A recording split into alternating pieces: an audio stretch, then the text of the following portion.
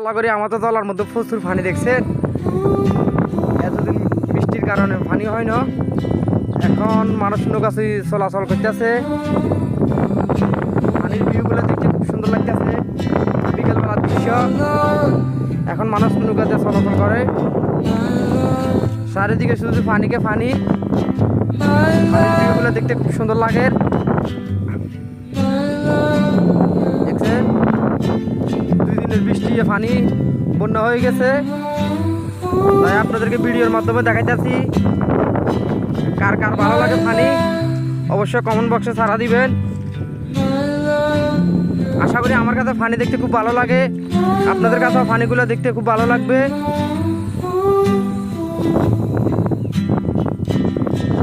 খুব সুন্দর লাগতেছে পানিগুলা।